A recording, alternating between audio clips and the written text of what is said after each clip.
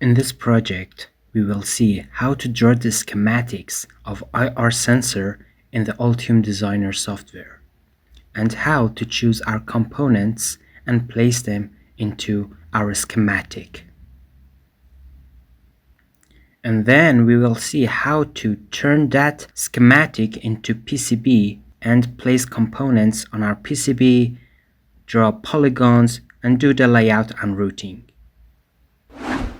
Here we can see the BIOS of our IR LED and photodiode. This IR LED radiates infrared light. If there is an object in the vicinity of our sensor, this IR light gets blocked by that object and is received by this photodiode. If IR light is received by photodiode, its resistance is decreased, so the voltage of this node is increased to the voltage of this node here, which is our VDD or logic high.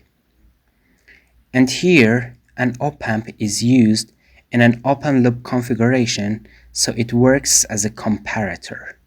If the voltage of this node increases, so the non-inverting pin of the comparator voltage is higher than the other pin, which is the inverting pin, so the output of the comparator would be digital logic 1 or high or VDD. So we can understand that there is an object in the vicinity of our sensor. So here is logic 1 or high or VDD, so we can read its voltage, and this LED gets turned on as an indicator. If the non-inverting pin of the comparator is connected to a potentiometer, we can adjust the sensitivity of our comparator according to the situation that our sensor is. When you launch Altium Designer software, you are faced with this welcome window. Here, you need to create a new project, and you can select a name and a location to save your project.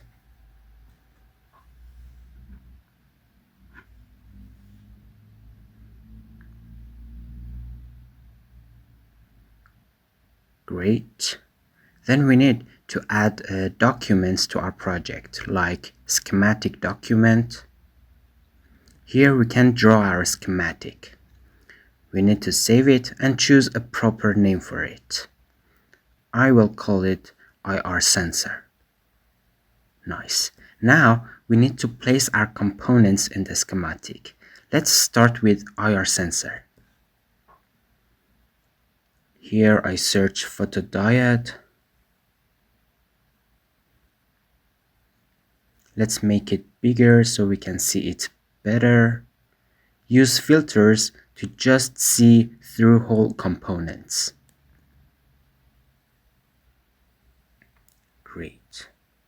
And as you can see, there is a red cross on the symbol of this photodiode, so it means we cannot use it.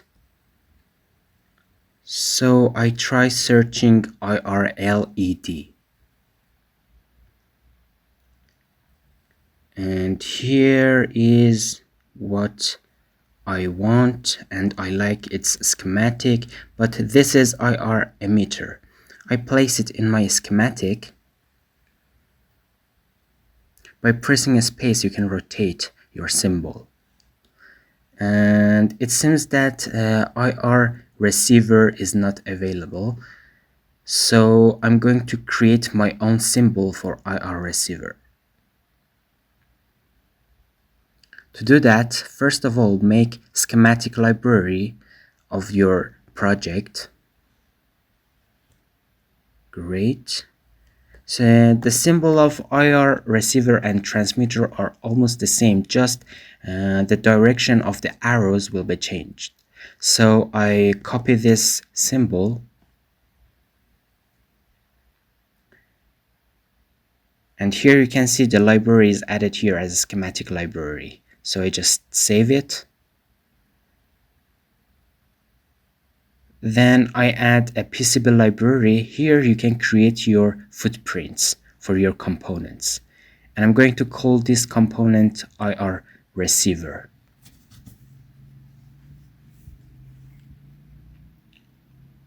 Great. And it is added to the project. So I add a new component to my schematic library and call it IR sensor and paste the schematic here. And I just changed the direction of the arrows so we know that this is a receiver, not a transmitter. Then in the project, I save the PCB library and I call it IR sensor. This is our PCB library.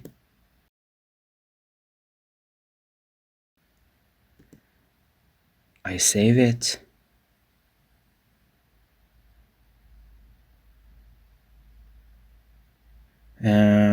We need to create the symbol. Their symbols are almost the same. So I want to copy the footprint of this IR transmitter. To do that, first I create a PCB document. Here is where we will create our PCB here. I save it and I call it IR sensor PCB. Our PCB will be designed here. Great. In schematic, go to design and select update PCB document. So the footprint will be created. I copy the footprint here and paste it in my PCB library. And make sure you paste it for IR receiver.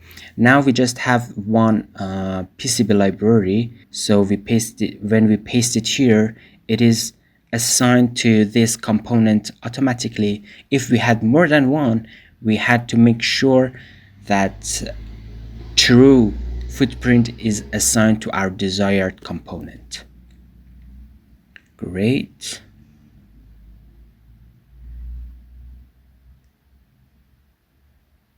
Now we need to add this footprint to our new schematic symbol that we've created. When you select browse, you can see that it is added here automatically. So we assign it to this schematic symbol. Nice. And we deleted these footprints in our PCB for now because right now we don't want to design our PCB. We will come back here later. Great. And now if you come to your schematic document and go to components, you can see that IR sensor schematic library is added and you can place its components in your schematic. And you place it somewhere like here. But as you can see, there is a star here. And I want to change it to D question mark, exactly the same as the previous symbol. So to do that, I need to go to schematic library and change the designator to D question mark. You can also write a comment for it as well.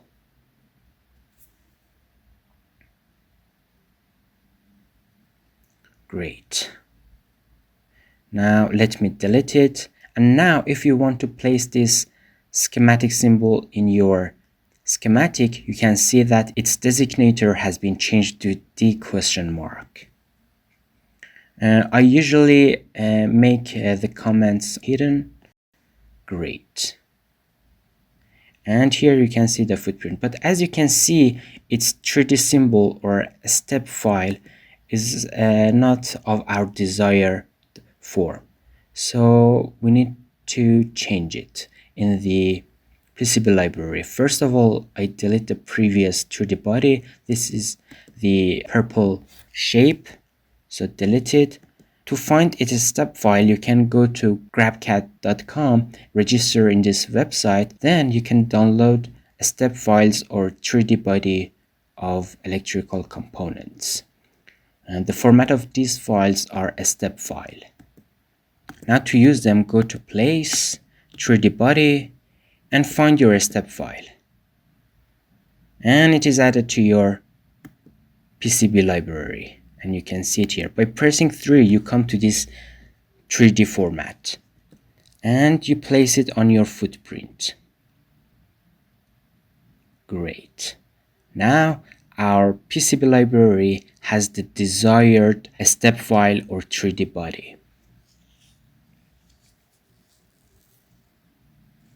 Great. Now if you go to your schematic library and you add footprint to it, you would see that its 3D body has been changed successfully.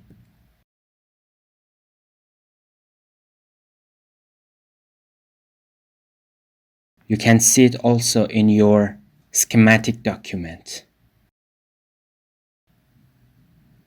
Great. Now it's time to place our pin header in our schematic. This pin header is used to provide power supply to our PCB and take the sensor output from this. This is the component that I like. This is a pin header with 3 pins. I place it in my schematic, somewhere like here. Nice. Then it's time to place some resistors in our schematic. To do that, I search for resistor. I use filters to make sure that these resistors are surface mount and their package is 0805. So I look for mount and select surface mount. Then I look for the package and I choose 0805.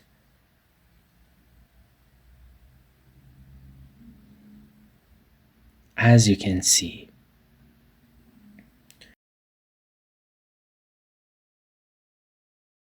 you can see the schematic symbol and footprint and the component specifications here.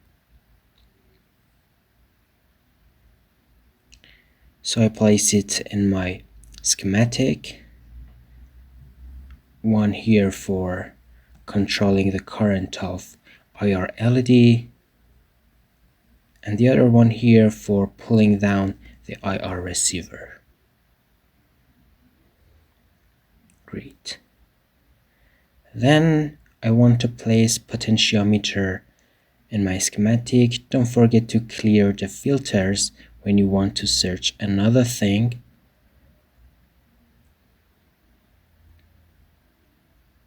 Potentiometer. And this is not what I intended, so I go to components, select resistors, then I select variable resistors and potentiometers. I want SMD potentiometer. I'm looking for a SMD potentiometer. And here are SMD potentiometers. I place one in my schematic, like this. Good. Then let's search for our op-amp LM358. Oops, there are filters. I need to set my search to all. Then I search for LM358. Great. And here is Texas Instrument LM358 with these specifications and packaging. I place it in my schematic. This op-amp is used as a comparator in our circuit. Great. Then what I'm going to do is to place some LEDs in my schematic. The first one is going to be a green LED. I use filters to select a green LED with the packaging of 0805. This is used to indicate that our sensor has detected an object. When an object is detected, it is on. Surface mount, and make sure it is 0805. It is just to make all of your LEDs and resistors and other parts the same as each other and same size as each other, so you can buy your components easily and place them on your board without any problem.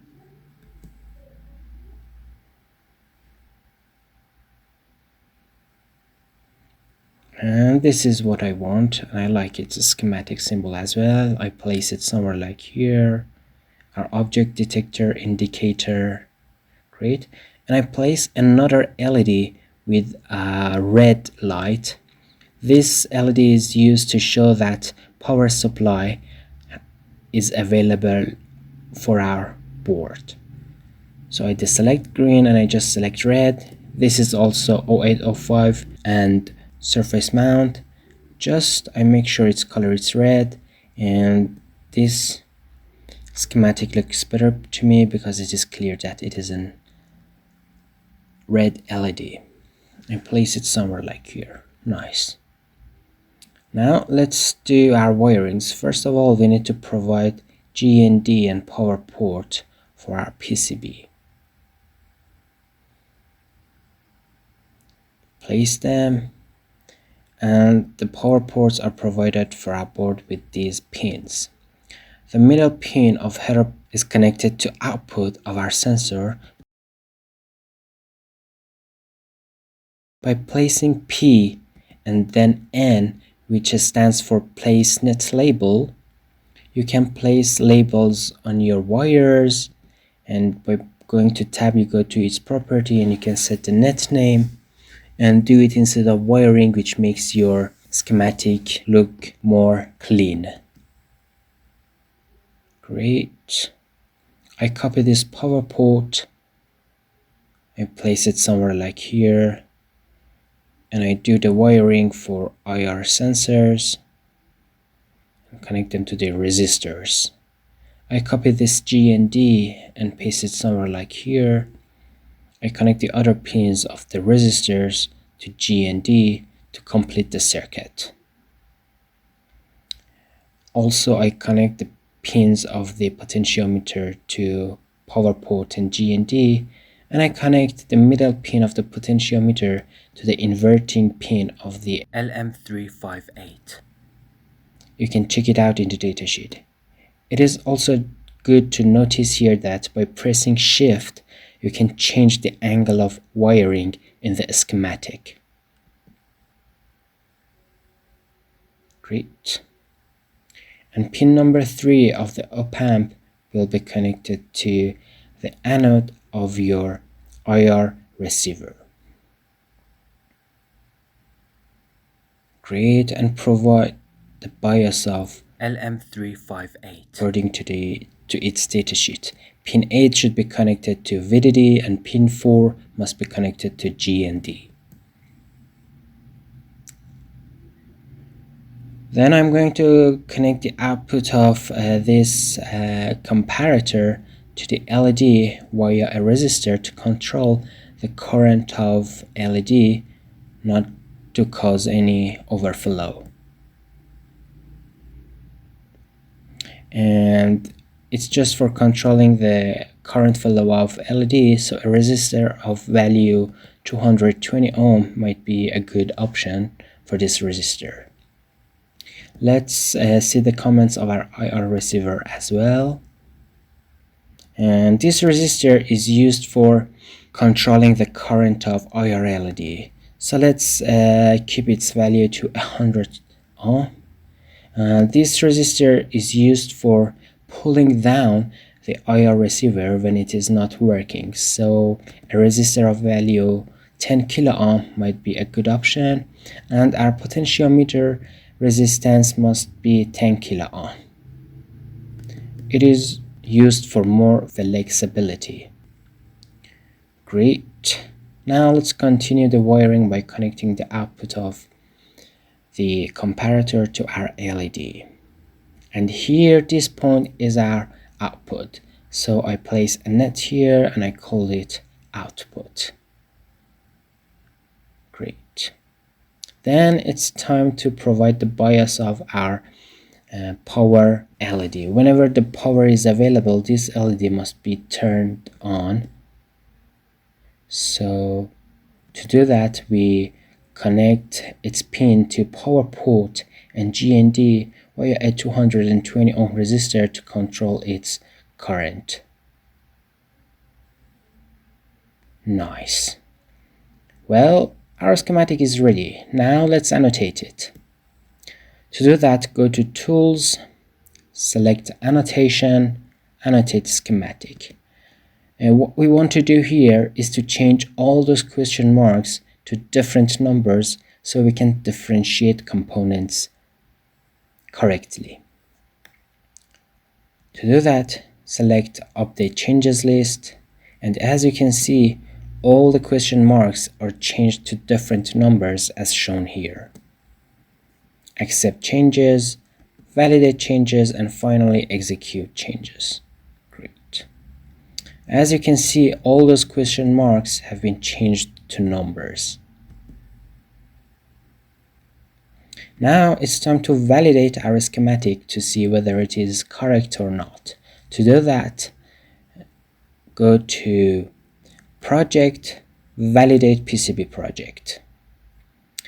To see the result, you need to go to Panels, select Messages, and as you can see, there are no errors here, so our schematic is fine. There is just a warning here. Let's check what this warning is. In fact, it says that our component LM358, which is our op-amp, has unused subparts. Let's see together why did it happen. It is because this component has two parts. And when the IC was designed and fabricated, two op-amps were designed in a single IC. Don't forget to clear filters when you search a new thing. As you can see, when you want to place this LM35, it says it has two parts, part A and part B. And when you place it, it says UA and UB. That's because in a single IC, two op-amps have been designed and their circuits and pinouts are available. But as long as in this schematic, we only use one of these circuits, we don't use two parts. And we leave it as what it is, and we are not concerned about the warning, and we carry on and we are okay with that. Save it. Now it's time to transfer all these schematic symbols to PCB footprints. To do that, head to the design, navigate to Update PCB document, and select it. Here you can see all the components and nets that will be transferred into your PCB document. You can check or uncheck them if you want, and then you can validate changes and execute changes. And all the changes have been done successfully. Nice. By pressing 3, you enter the 3D mode, and by pressing 2, you go back to 2D mode again. And now we are ready to design our PCB. In order to be able to see both schematic and PCB document at the same time, head to the top bar and right-click on it, then select Split Vertical, and then select Schematic. Great. Now you can see both schematic and PCB document simultaneously. If you want to find an object in PCB document and you were seeing it in a schematic, it's enough to right-click on the schematic, then select Cross Probe and select the targeted object.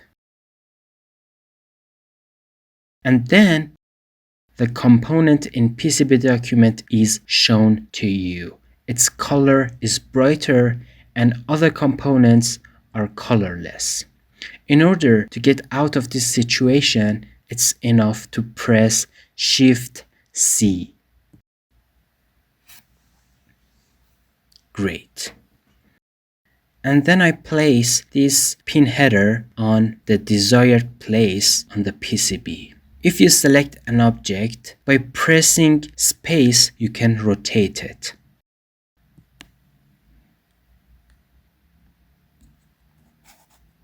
Great.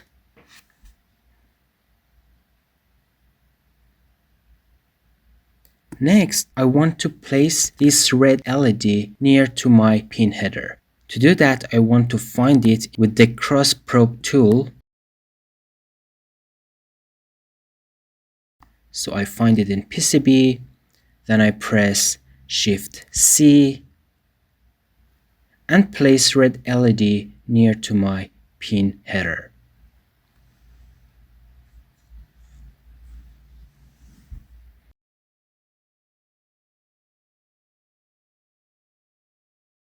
To me, these strings are large, so I want to select all of them and make them smaller. To do that, I select one of these strings and then I press Shift F. Then I select the string and the Find Similar Objects window is opened for me. This window works like a filter. You can select just your desired components in this window. I want to select all the string types that are designator and I want their layers to be top overlay. In this manner, I just select the strings on the top layer. So I set these properties to same and then I press OK. Then in order to make these strings smaller, I go to their properties and I look for text height, which shows text size. As you can see, its unit is in mil and I want to change it to millimeter, which is metric. To do that, I come out of this window and by pressing V and then U, the units are toggled, as you can see in the left down corner. By pressing G, you can change the grid size. I set it to 1 millimeter. And if you wish, again you can press VU and toggle the units. As you press VU, the units are toggled, but I keep it on millimeter. And again, I go to properties of all the strings and I make them a little bit smaller. Still they are large. Now they look better.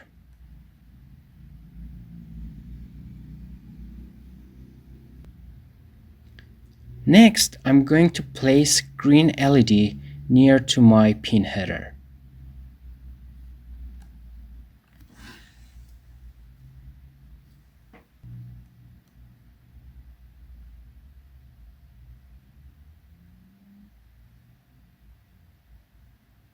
Nice.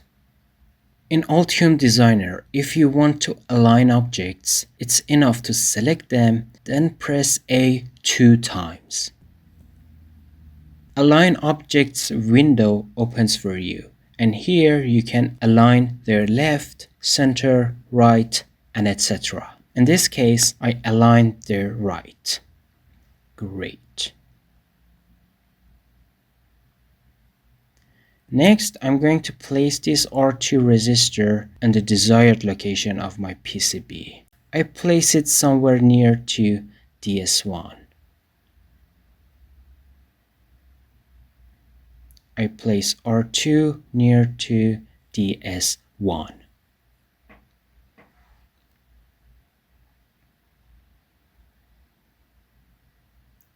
Then I place potentiometer in the PCB in the desired orientation.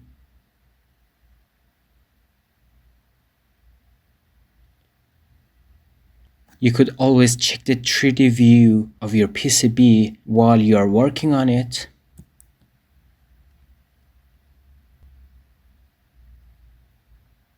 Then I place the comparator above the potentiometer. I align their left, and as I mentioned, you can do it by pressing A 2 times.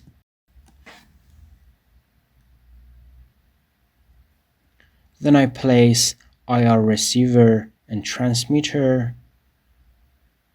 This is my IR receiver and I set its orientation. R4 is the resistor related to IR transmitter, so I place it near to this.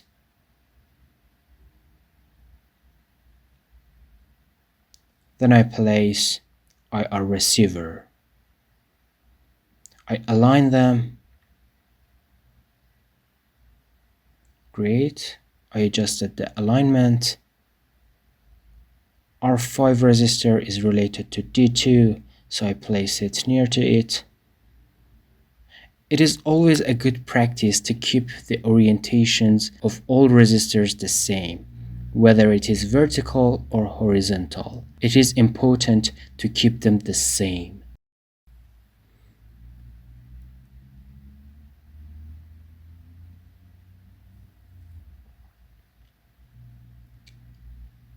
And just R1 resistor is left, which is related to red LED. So I'm going to place it near to it.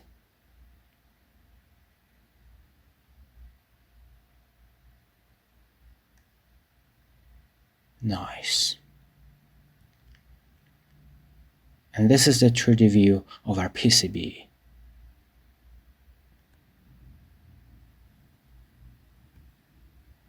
But there is something wrong with the orientation of the pin header.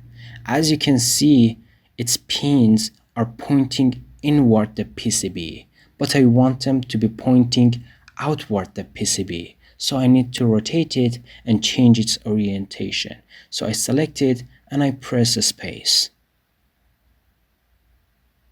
Now it's much better. I need to rotate DS1 as well because of the change that I made.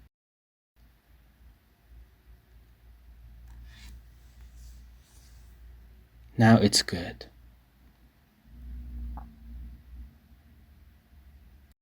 Still, these strings are large to me. So again, I select all the strings by the use of Shift F keyword. Now they look better to me. It might have been a good idea to set the design rules before doing anything else.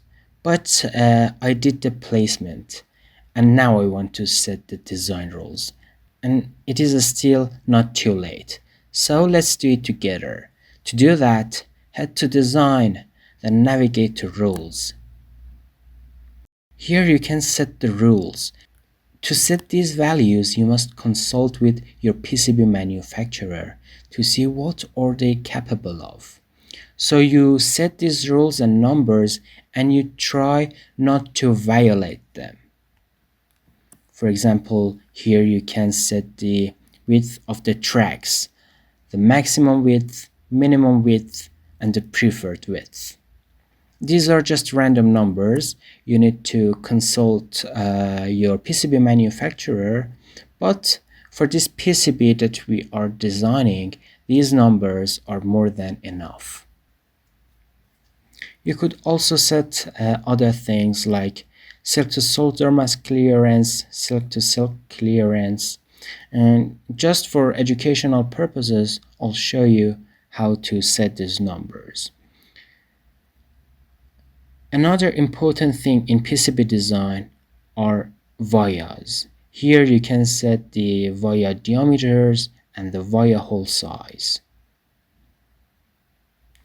These numbers are just random numbers, and for accurate numbers, you need to consult with your PCB manufacturer and see what are they capable of producing.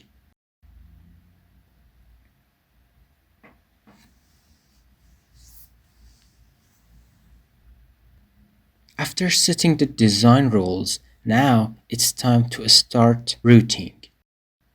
In order to start routing, you need to press Ctrl W, which indicates wiring, and then you can connect pins and pads together. These white lines are here to help you to do that. For example, connecting these outputs by the help of white lines. By pressing space, you can change the angle of wiring. I provide the 5-volt potentiometer and I connect outputs together. It's always a good idea to avoid right angles in routing because it may result in increased impedance and signal block in high frequency applications. Now it's better.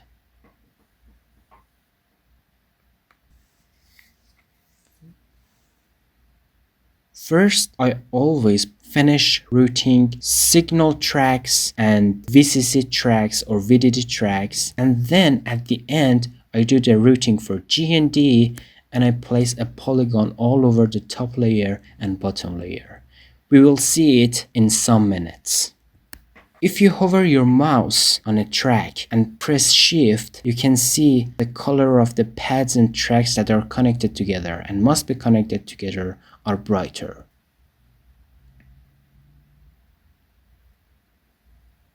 If you press Ctrl and then select the track, then its color would be brighter and other parts of the PCB color would not be as bright as the selected lines. And in order to get out of this situation, you need to press Shift C. Nice.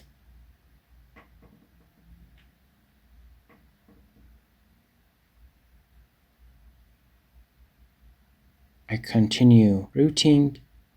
If you wanted to cross a line on a top layer, you need to use vias. In order to place a via, you can use the plus key on your keyboard.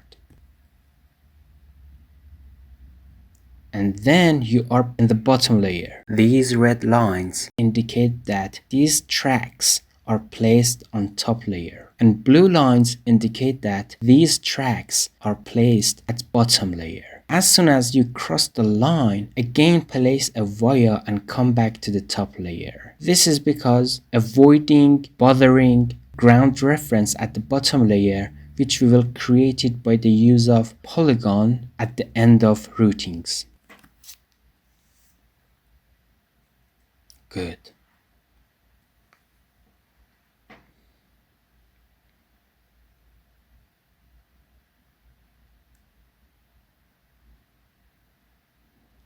I continue routing signal tracks and VCC tracks.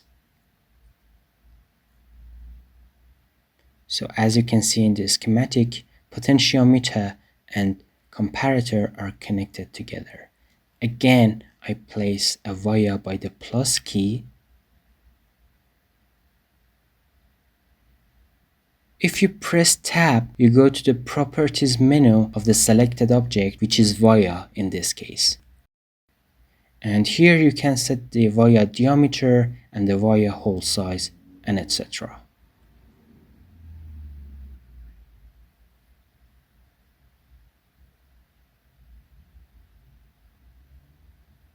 It looks good.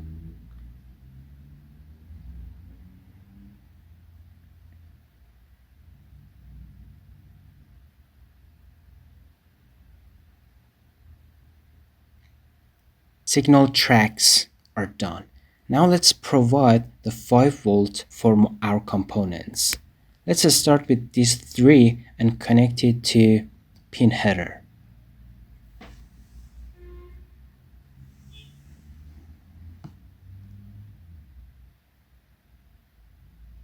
As you can see, track overlap has happened here. We usually place a polygon in these places.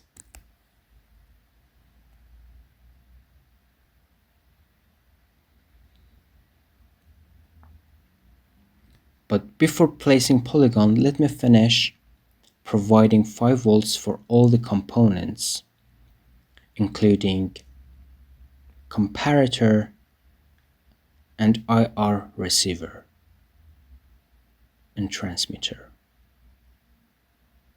Let me place a polygon around this 5-volt pin. First, I draw a big polygon and then I'll show you how to resize it.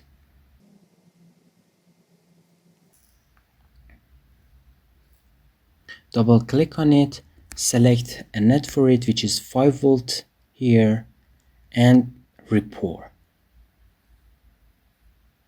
Now it is too big, we need to make it smaller. So we make it smaller, and after changing its dimensions, we need to select report. Note that the vicinity of the GND pin must be clear for its polygon. Great.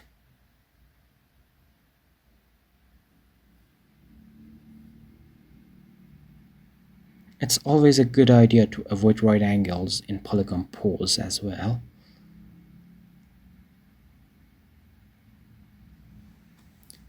Not too bad.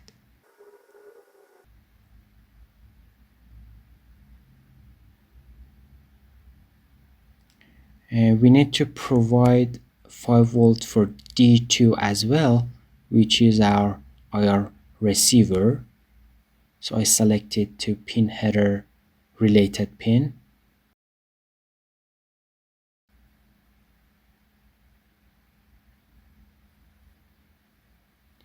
Again, there is a track overlap. So I place a polygon port here as well. It's enough to press P and then G. In order to set the grid size, you need to press G.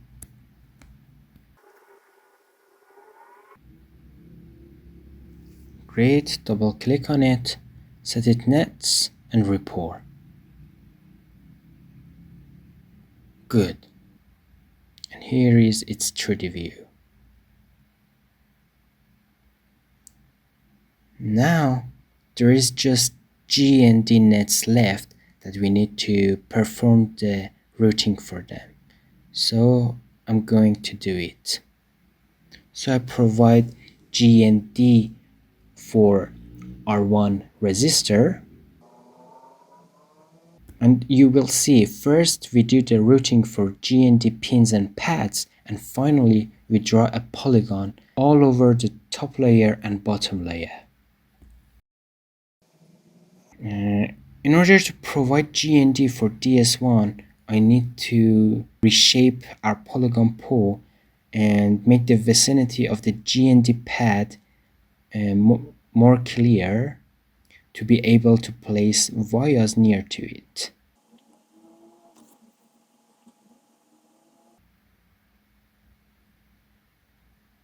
Don't forget to report polygon after each change.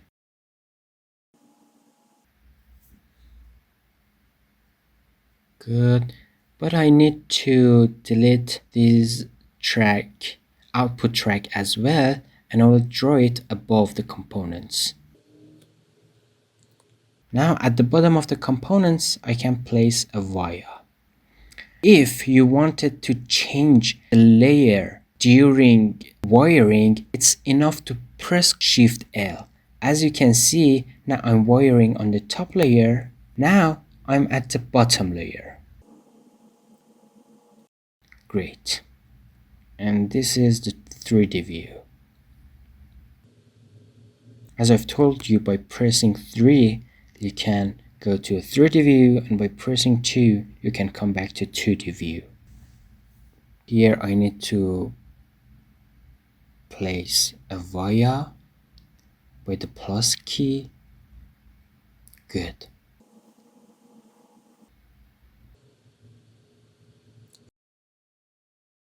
You need to provide G and D for potentiometer as well, so I do it. One of the R5 pads are connected to G and D as well, and we do the same thing for the R4 resistor as well.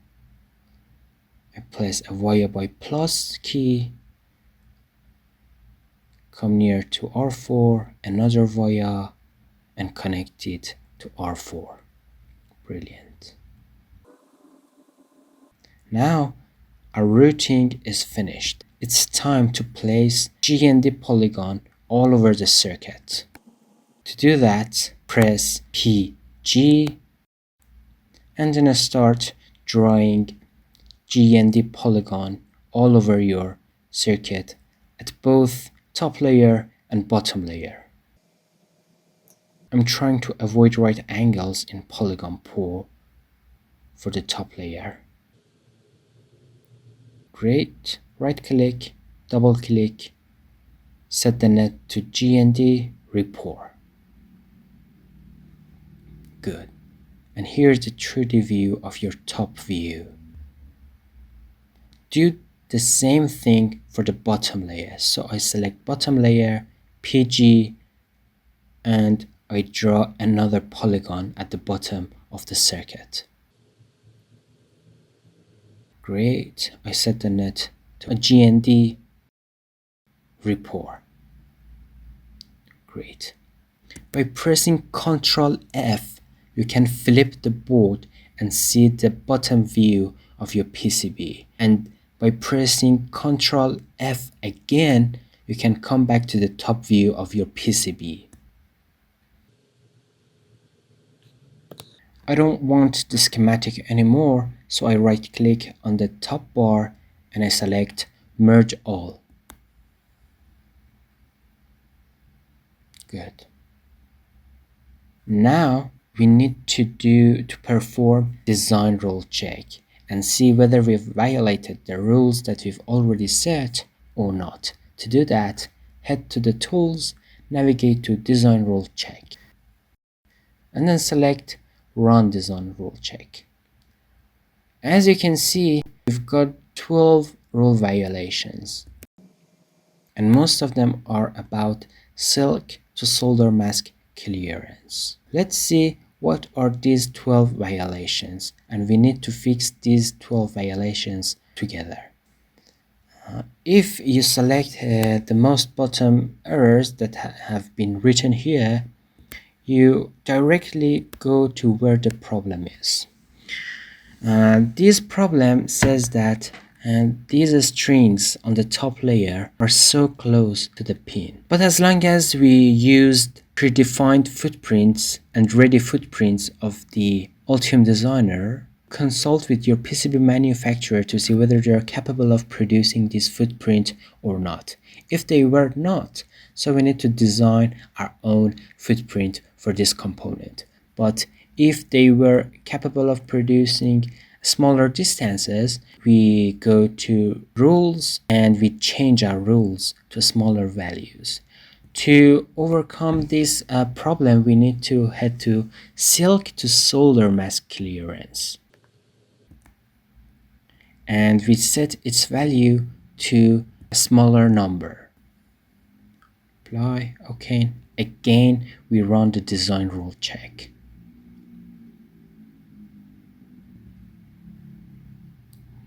As you can see, most of the rule violations have been disappeared, but still there is one rule violation and we need to fix it.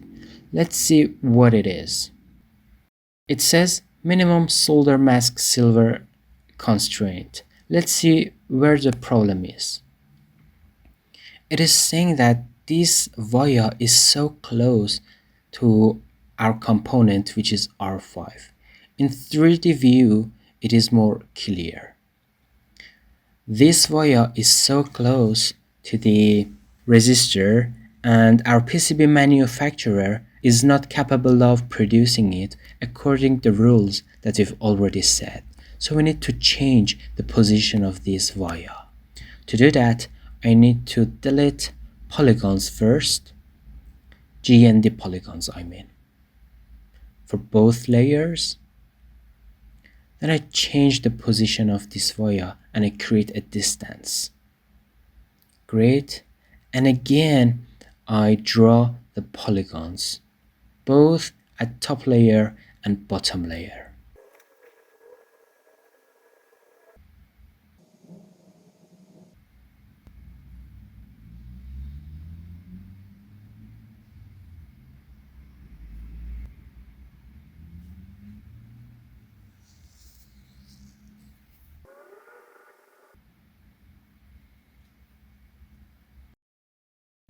Good. This is the 3D view of our PCB. And as you can see, there is a distance between the wire and the resistor. Again, I'm going to run design rule check. Brilliant. 0 warnings, 0 rule violations. I'm going to save the project. Great.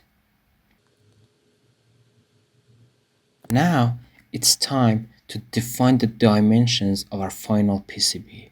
In order to do that, select Keep Out Layer, then select Line, and draw the borders of your PCB. By pressing space, you can change the angle of drawing, and by pressing Shift space, you can change the style of drawing. Here I just select space, space, space, and a space. Great. Select all the lines that you've drawn.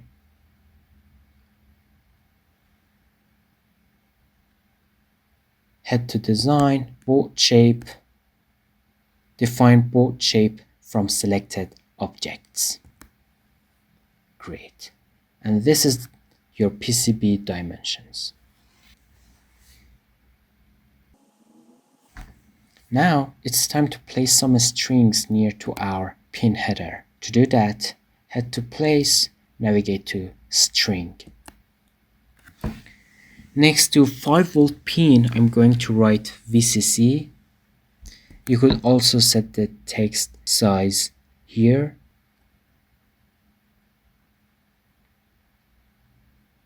Next to output pin, I'm going to write out. And next to ground pin, I'm going to write GND. It's a good idea to keep the letters capital. Great. You can align your texts as well.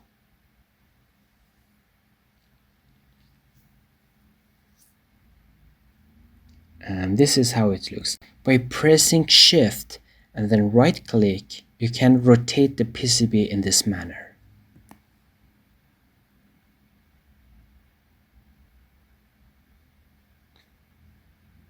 Now it's time to place your logo on your PCB, so then everybody would know that you've designed it and it will look more professional.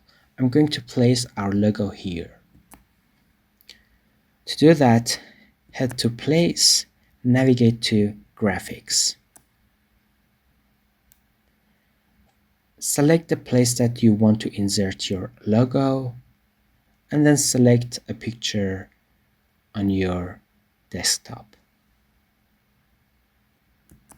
Uncheck inverted level, and you could set the quality. Nice. And this is how it looks. I'm going to write our name on the PCB as well, which is Sly Fox Electronics.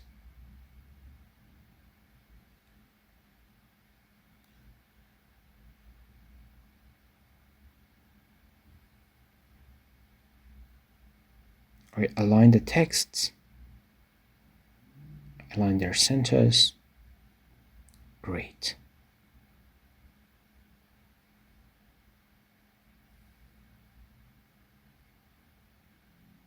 I shift them a little bit to left. By pressing G, I change the grid size and I set the position. Nice.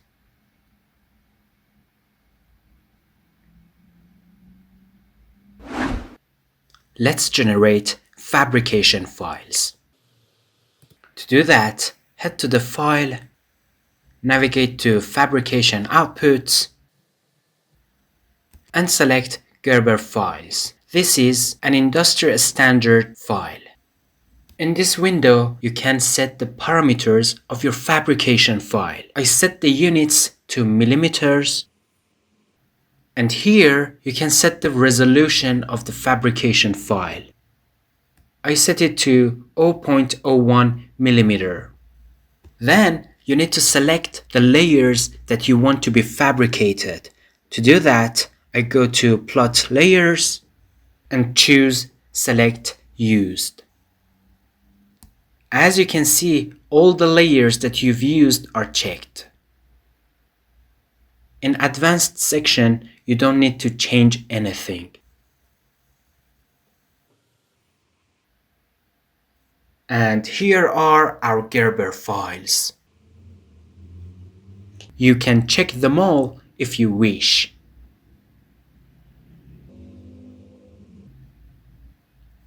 Next, I want to create drill files. If I go to File section, as you can see, there is no fabrication output section, so I cannot produce it here. Because I am in Gerber files mode, I need to get out of it. So first, save the project. Then make sure you are on Projects tab. Then select your PCB document. Then head to the File, Fabrication Outputs. Here you need to select NC drill files. Again, in this window, you can set the parameters of your drill file. First, I leave the units to be in millimeters. And I select the first format because I don't want a really high resolution for this PCB. And our drill files are created. So save the project.